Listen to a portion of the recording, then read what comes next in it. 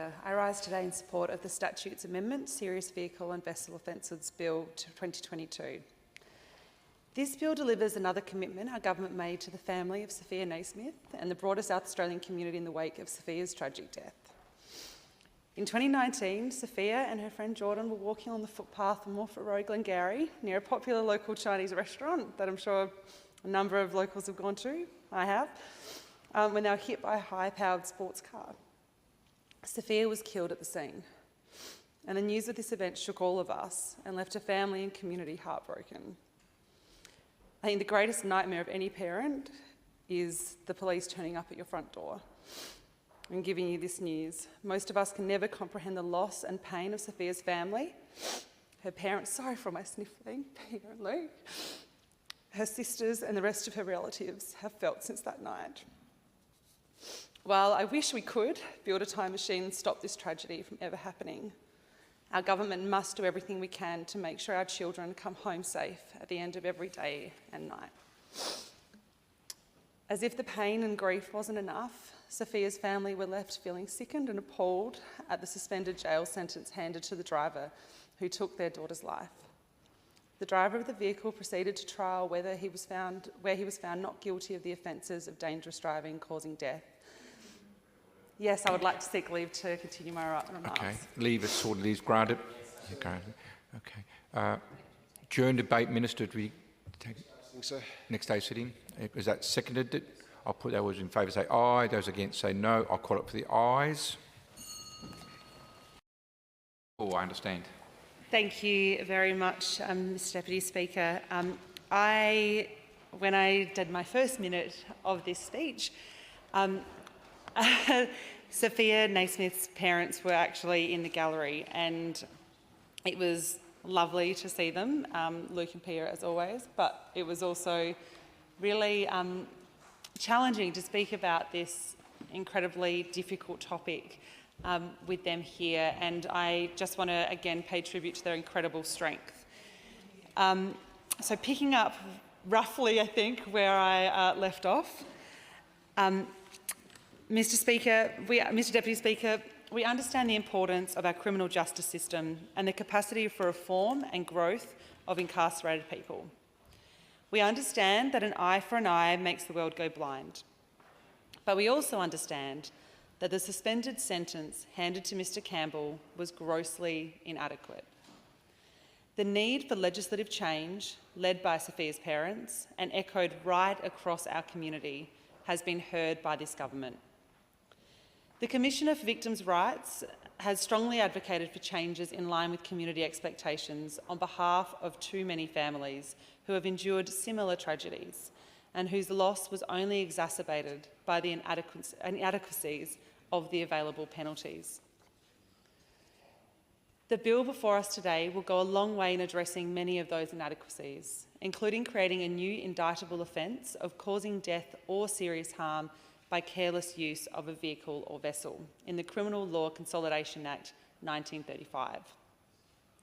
This new mid-tier offence will increase the available penalties where there is driving conduct causing death or serious harm, which does not meet the higher threshold of dangerous driving.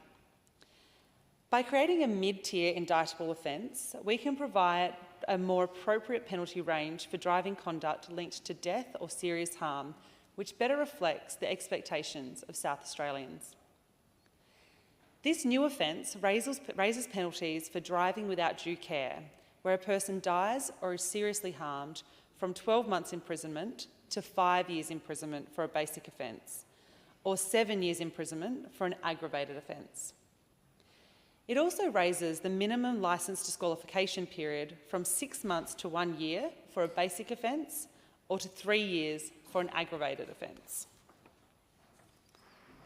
An offence would be considered aggravated where the driver committed the offence in one of the following circumstances: knowing they were disqualified from holding or obtaining a driver's licence, driving with a prescribed blood alcohol level of 0.8 grams or more, driving under the influence of alcohol or drugs, driving knowing the vehicle had a material defect and the material defect contributed to the commission of the offence, or driving in contravention of Section 44C of the Road Traffic Act 1961.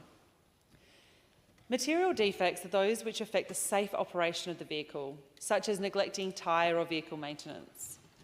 Section 44C of the Road Traffic Act relates to another new offence introduced in this bill. The new offence included in Section 44C will prohibit the driving of an ultra-high-powered vehicle where an automated intervention system has been disabled. Automated intervention systems include embedded safety systems such as anti-lock braking, electronic stability control, traction control, and automated emergency braking. The inclusion of this offence in the bill as an aggravating factor for the new mid-tier offence will capture, among other conduct, a driver of an ultra-high-powered vehicle driving in sport mode who causes death or serious harm. Putting an ultra-high-powered vehicle in sports mode or similar makes the car more responsive to sensitive input, increasing the power and aggression of the engine. As the vehicle becomes more agile but less stable, the vehicle's tyres are more likely to lose traction and cause the driver to lose control. My community, and I'm sure communities right across Australia, across South Australia, even the motor enthusiasts among us, and I know there are many, they would agree that driving such a motor vehicle in built-up or suburban areas is simply not appropriate and can lead to tragic and avoidable circumstances. A standalone offence of driving an ultra-high-powered vehicle with a disabled automated intervention system will also now carry a maximum penalty of $5,000. An ultra-high-powered vehicle is defined as a motor vehicle of gross vehicle mass of 4.5 tonnes or less and a power ratio of 276 kilowatts per tonne or greater. This definition would capture powerful vehicles such as Bugattis, Ferraris and Lamborghinis, without including vehicles such as buses or motorbikes. Mr Deputy Speaker, this bill also extends the on-the-spot licence suspensions and disqualifications to other serious driving offences found in the Criminal Law Consolidation Act, where death or harm is caused. Currently, immediate suspensions and disqualifications under the Criminal Law Consolidation Act only apply for the offence of extreme speed or dangerous driving causing death in the Act. Upon successful passage of this bill, in the future event that South Australia Police charge a person with the new mid-tier offence, the driver will also be issued with an on-the-spot licence suspension or disqualification to keep them off the road until the matter is finalised. In delivering upon our commitments to Sophia's family and the people of this state, the Malinowskis Labor government is also introducing a new licensing scheme for ultra-high-powered vehicles, which is being progressed separately to this bill as it involves changes to regulations. This bill instead will amend the Motor Vehicles Act 1959 to support the introduction of this licence class through regulations. The amendment will ensure that a new class of licence for ultra-high-powered vehicles can be implemented effectively as soon as it is ready. In closing, Mr Speaker, I would truly like to thank Sophia's family, particularly her parents Pia and Luke, for their fearless advocacy in the memory of their daughter. Your commitment to making South Australia a better place for tomorrow is impressive alone, let alone in the wake of the immense grief and loss you have gone through.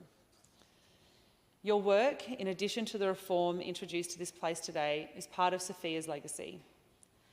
We need drivers in our state to think twice before they get behind the wheel in an unacceptable manner and put the lives of pedestrians and other road users needlessly at risk.